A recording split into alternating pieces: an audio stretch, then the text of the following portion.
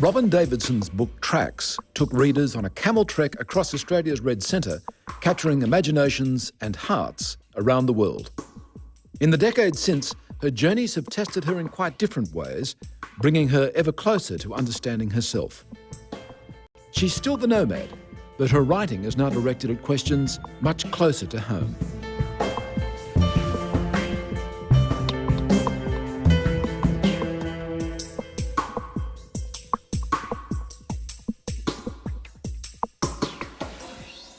Her journeys, both at home and abroad, have inspired many others to follow the road less travelled, but it's never been the easy way. Robyn Davidson, welcome to Talking Heads. Thank you, Peter. Good to be here. Lovely to meet you. You too. Now, you've had more than 40 different addresses down through time. And counting. What do you feel is home? What's the idea of home mean to you? Gosh, well, it's a very complex thing, home, isn't it? I think I've lived in too many places to feel that there's one place that covers all the bases.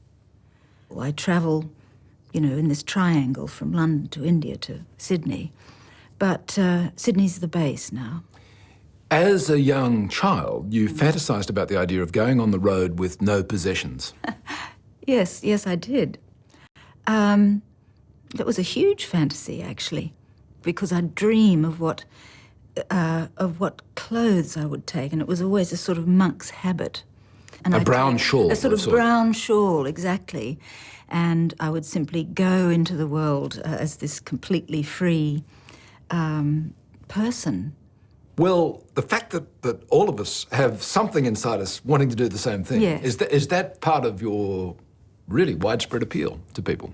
Possibly. I don't know. If you're referring to Tracks, the trip across the desert, it has mythical elements in it, and people respond to that. Mythical places for Australians, like yes, exactly. Uluru and like the desert. Yes, the desert and like the coast, as the ultimate.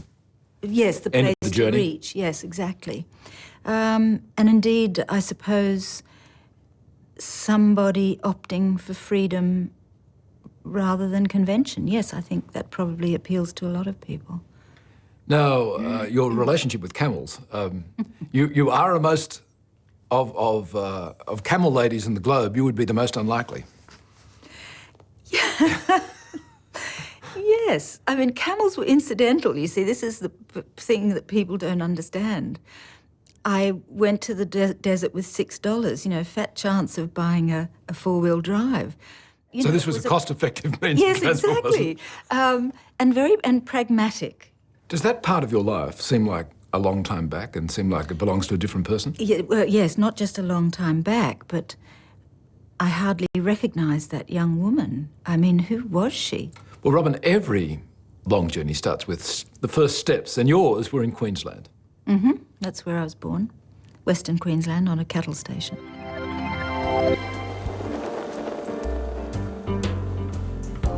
Sometimes I think my whole life has been a sort of research project,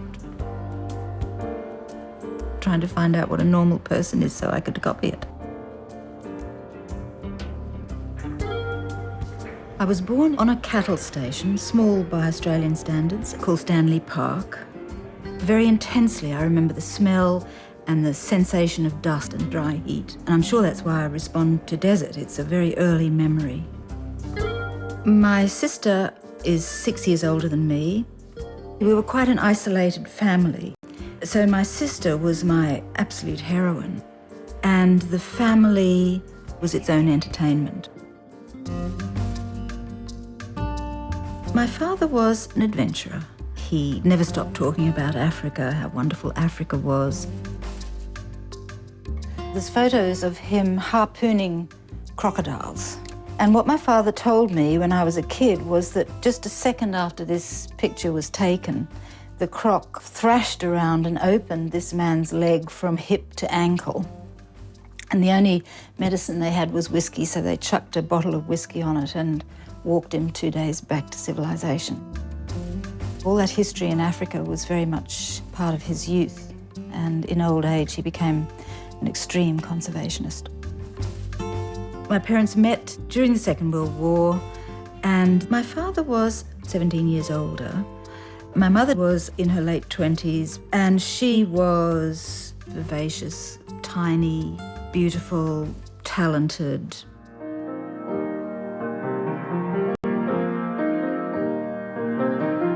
My mother was very concerned that we two children be accomplished and have access to the cultured life.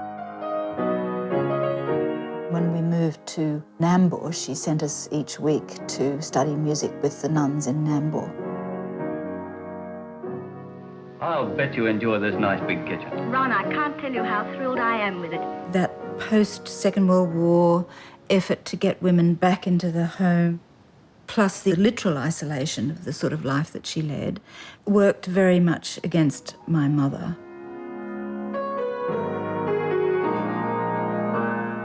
Possibly in another time, she would have been treated for depression. I think she would have pulled through. She didn't pull through. She suicided when she was 46, and I was 11.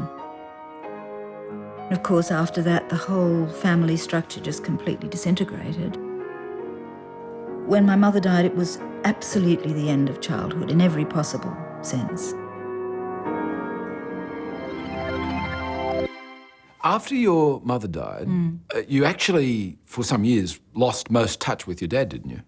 Yes, well, again, he was of an era in which it wasn't even considered that he should look after his two young daughters. So I was pushed. My sister was already okay. She was working as a nurse. And so I was pushed off pretty much immediately to live with a spinster aunt, my father's twin sister, who was a marvellous woman, but, absolutely hopeless with a young girl.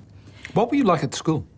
Up in the mountain, Tamborine Mountain, with my aunt, I became an absolute tearaway, but I had a lot of fun. At boarding school, I did quite well academically, but I don't know how I did because, first of all, the teaching was pretty basic. And second of all, I seem to remember hardly going to classes and spending it all in the piano rooms playing, passionate purple music. And your dad had this idea for you that you would leave school, get a job, get married, have kids. And he felt that he had given me this very expensive education in this dreadful boarding school. I shouldn't say that. Well, it's not dreadful now, but I'm sure it was then. That's sort of got you off the hook, I suppose. Yes. Did anyone see the potential in you? No, I don't think so. Nor me. Because of the difficulty of that childhood, I had a tremendous amount to catch up on. And that's what I started doing. I just started putting bits together to make this entity called Robyn Davidson. I hopped on a truck and came to Sydney. And I lived really as a feral. And these days I would be seen as a street urchin. But then I thought of myself as an adventurer, an aristocrat. I learned how to look after myself, and it was a very rich time. I ended up working in a gambling club, which was very thrilling, and I found out that I was a great poker player. But after a while, it got a little bit heavy, let's say. It was run by criminals. I was quite close with one of them, and it wasn't an easy situation. During all that time since I'd left school, I'd virtually not seen my dad. I wrote to him and I said, I need you to come and get me. And he did, and he put on his stockman's hat and drove all the way to Sydney and picked me up, and we drove back to Brisbane together, and we decided to go out bush looking for opals. And it was just the most wonderful time with him.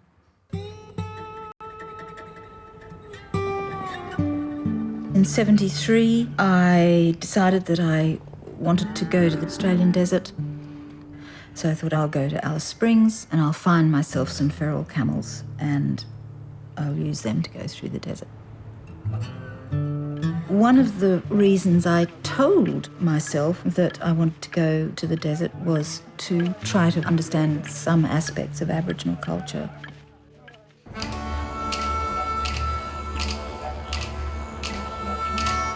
I arrived in the Alice with $6 and a dog and a suitcase. I think the first thing was the awesomeness of that desert with this puny, ugly, architecturally plain, dusty little town in the middle of it. The second thing was getting a job in the pub, which I did within the first couple of days, and meeting some of the lads. What were they like? Tough, fairly brutal, big boozers. The idea of getting sponsorship for it felt most unnatural to me. And I simply had to have money for equipment. So I wrote to National Geographic and they said, yes, we'll give you $4,000 and off you go. I headed off at the beginning of 77. I really only chose the route because of National Geographic, because they needed a sort of beginning, middle and end. They certainly wanted Ayers Rock, I remember that.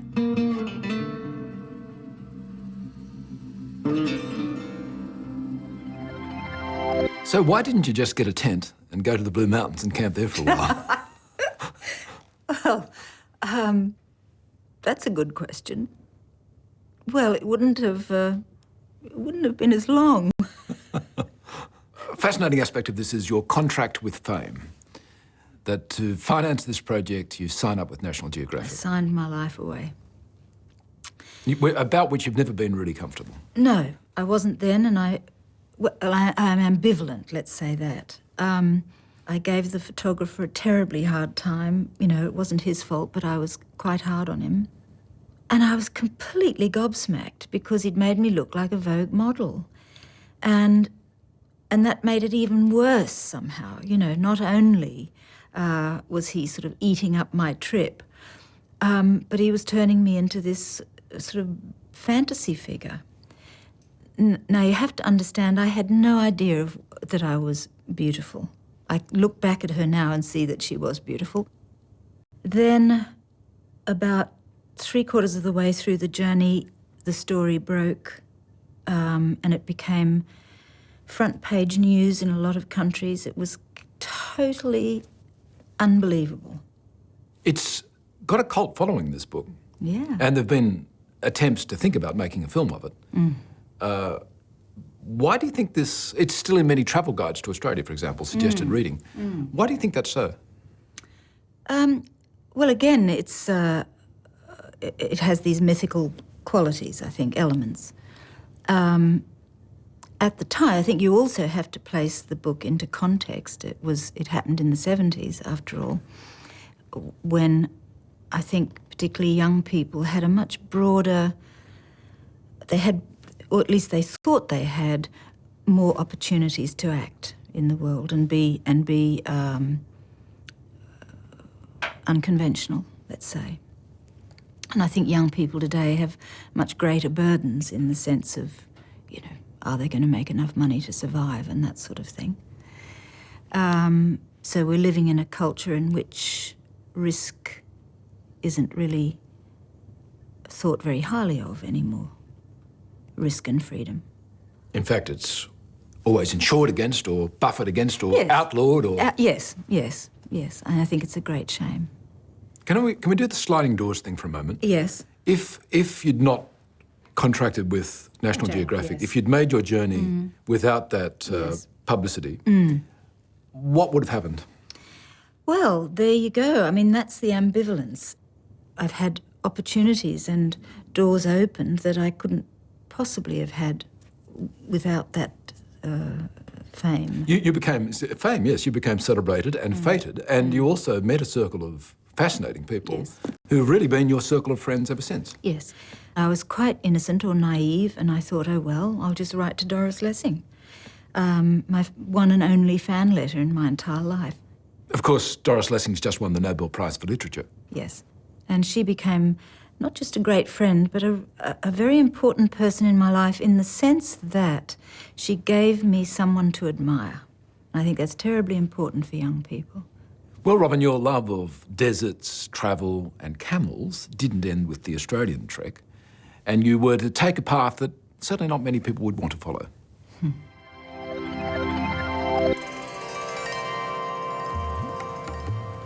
I think what I most like about India is that it's not Australia, that it's not the West. I went to India quite by mistake. I'd been invited to the Pushkar camel fair. So I fetched up in India and, of course, was completely gobsmacked by it. I met a family there with whom I subsequently became very close. And I also saw these nomads who had come into Pushkar to buy and sell their animals. Sort of at the back of my mind was the idea that one day I would like to find out about them, travel with them. By 88, I didn't have a project and I didn't know what I wanted to do. And quite by chance, I met Narendra, one of this Indian family whom I'd got to know. And he said, it's obvious what you should do. You come to India, you live with me and my family, and you do your Nomads project there. So I did. I'd originally thought that I would just go to Rajasthan. It would be very easy to join a migration of camel herders called the Raika. But I was having absolutely no luck in locating a group who would be willing to take me on migration. So I crossed the border into Gujarat and within a month found a group who were delighted to take me along. The women particularly were extremely kind to me.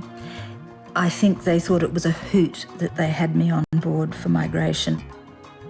It was an extremely, extremely difficult journey. The worst thing was not being able to communicate. By the end of that journey, I was so run down physically, but also emotionally. And the book that came out of that experience is therefore a bit of a downer of a book.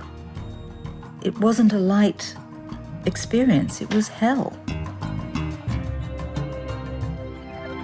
In reading the book, it's clear that the nomadic life is not something to aspire to. It's extremely uncomfortable and extremely off-putting in every sense, well, that really. particular part, yes, I think for those people it is, but not for all nomads by any means. But you are clear that there are things that are admirable about their lifestyle. Yes, I think generally speaking, now these are huge generalisations I'm making, but the mere fact of moving around means that it's very hard to accumulate stuff. And also, what they seemed able to do in this very, very demanding life is use humour as a way of sort of getting rid of all the angst. So our campfires at night, the camps at night, you have to imagine we're sort of camping in the middle of 5,000 sheep. And all the camps are shouting out to each other and cracking jokes, and there's this sort of laughter going on all the time. And that, I was tremendously admiring of that. And when I compare it with my culture, where everyone's moaning and whinging all the time, and here we are living in paradise, and so I think that taught me quite a lot too. Going back to that childhood fantasy or dream you had about being a free monk. Without possessions. Yes. There is a price, obviously, that you pay for the Yep. choices you've made. I've chosen, I guess, freedom over comfort, which means that I've often been uncomfortable. And of course, there's certain very important things I've simply had to give up the idea of, like having a family, etc., etc.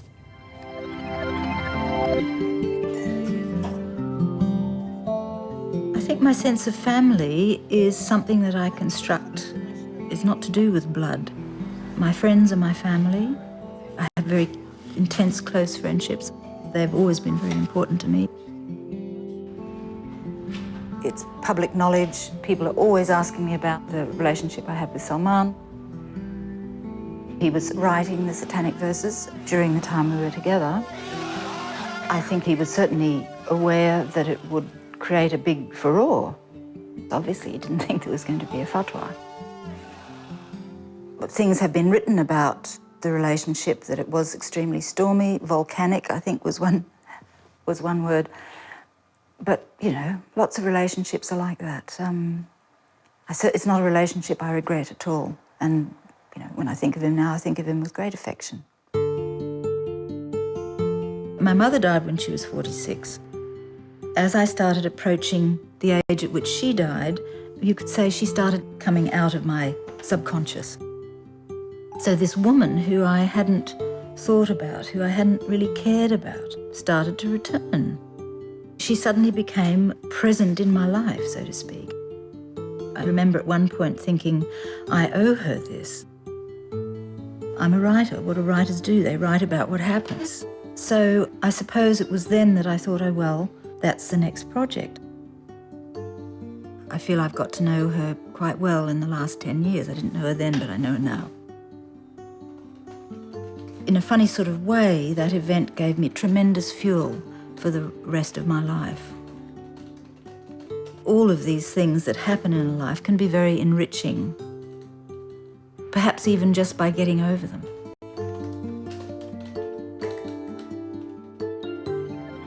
As you get older, do you fear being alone? About once every 2 months. Yes, sometimes, of course, I do. But I think I would fear more being alone within a marriage, and I've seen a bit of that. If you're entering a meaningful relationship with someone, what do you promise them? What do they get with Robyn? Absolutely nothing. What do I promise them?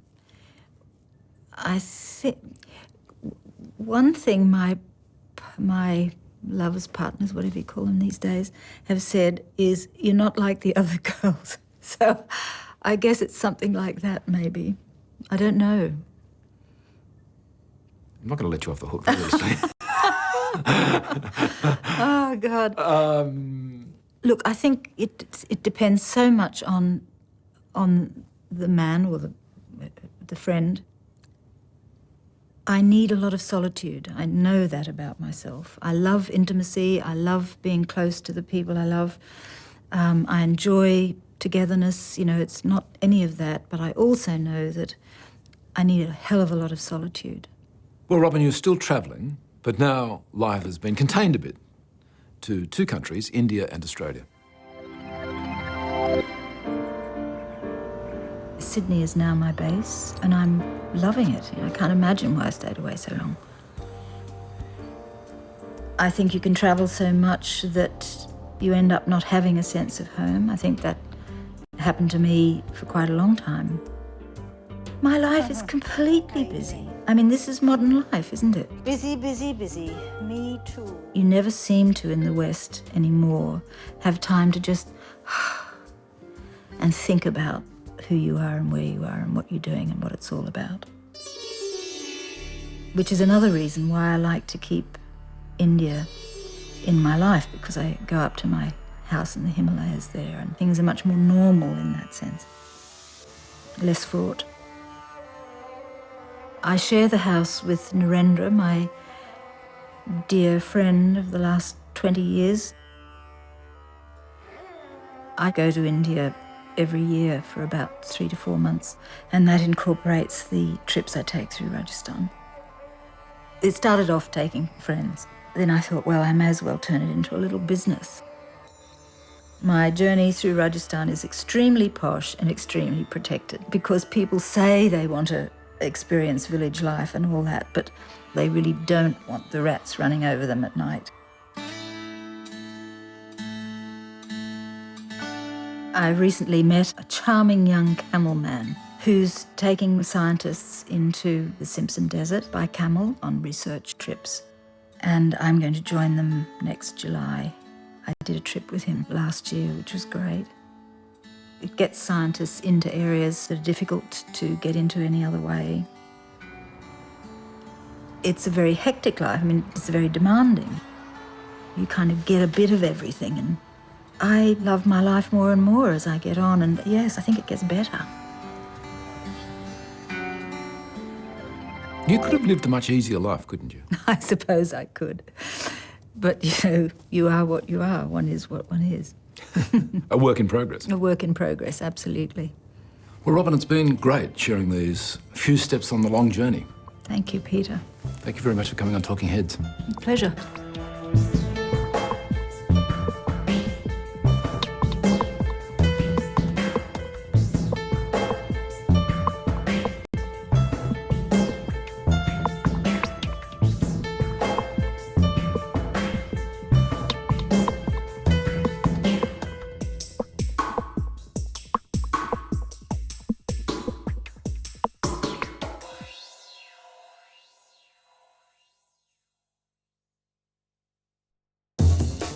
Wednesday on The Cook and the Chef, Maggie and Simon embrace the alternative. Really, it's just a great thing to build. That's good enough reason. Doing it different. That's The Cook and the Chef, Wednesday, 6:30. You can now get a shopping list for The Cook and the Chef recipes sent directly to your mobile phone. Just pick your code word and text it to 19747747. Shopping made easy, that's The Cook and the Chef.